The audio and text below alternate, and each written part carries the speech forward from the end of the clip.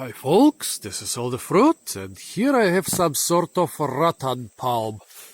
I'm in a peat swamp forest in Sarawak, in Malaysian Borneo, and here I just demonstrated. Oh, look at this. Okay, got off the thorn. Well, I demonstrated an important feature of rattan palms. They are spiny, and they are spiny especially where it doesn't show. Look at those leaves. Nice, beautiful, long leaves. But if you want to look for the tip of any of those leaves, try to find the tip of any of those rattan leaves. I can see only one tip. Why? Why can't we see the other tips? Well, because the rattan... peat swamp. Yeah, peat swamp. First, peat swamp means the surface is quite dry and stable around this time of the year. But when I take my walking stick, I can easily stick it in as far as I can, like 1 meter into the ground. So I'm walking on peat, on non-decomposing plant material. Well, now about those leaves. So look at that. I'm pulling at this leaf.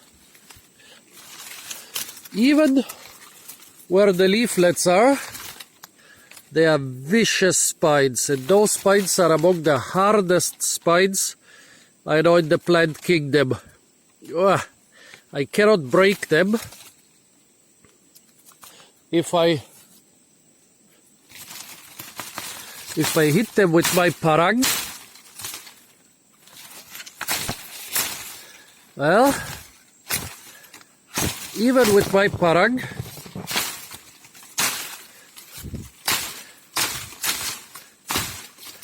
it's almost impossible. I couldn't hack off the tip of any spine. I hacked like maybe 15-20 times.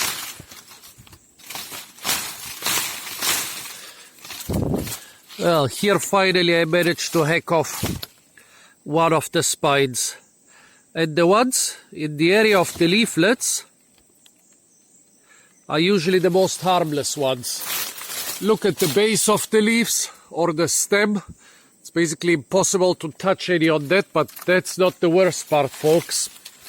Now look at the tip of the leaf. Why are all those leaf tips buried in the vegetation?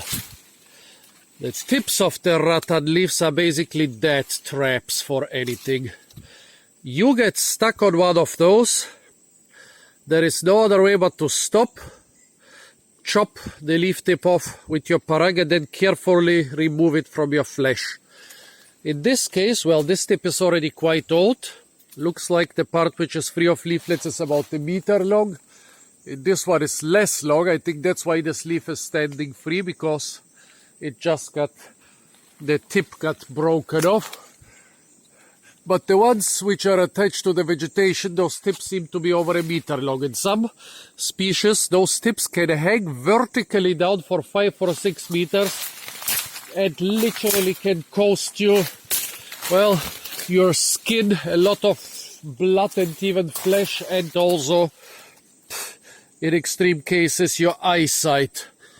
And that's one reason it's almost impossible to run quickly through a forest, and that's basically the main reason people are chopping stuff with their parang all the time. The main thing you are chopping off with your parang while walking through the forest are those rattan palm leaf tips, and everything else is just a side quest. Well, those rattan are vines up to 100 meters long. Sometimes they say even up to 300 meters, but I guess you will be hard-pressed to find any longer than 50 meters. They are vines. All those spines help them creep up the vegetation. And for months they've been, for decades they've been very popular throughout the world for the rattan furniture you can make from the stems. But you can also use the fruit. Some bigger species are being commonly sold on the markets. All of them are edible, but very few of them are actually pleasant to the Western palate. So let's look at them.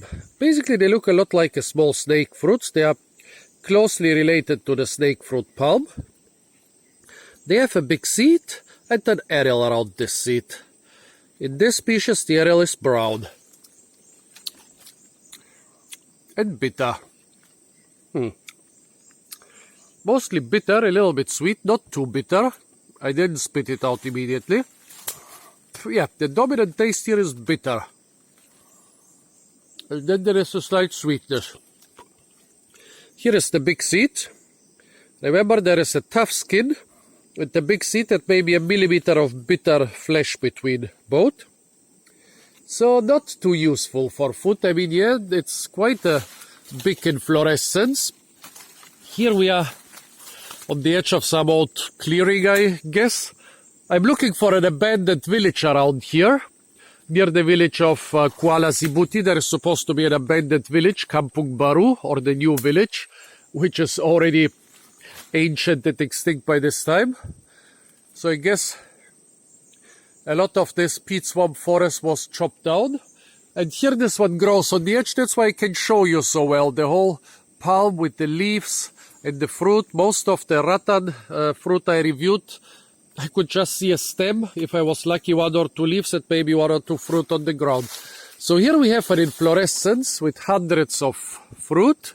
Inflorescence is maybe almost a meter long. Here is a smaller inflorescence. Less than 100 fruit and shorter.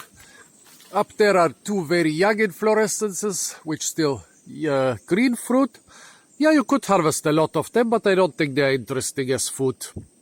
Maybe you can use them for some medicine, but I don't know. So folks, if you know what this type of rattan is, please tell me. I'll continue my search for the abandoned jungle village, or the abandoned peat swamp jungle village. Stay tuned for a lot more fruit videos from the beautiful jungle of Borneo. And don't forget to like, share, comment and subscribe.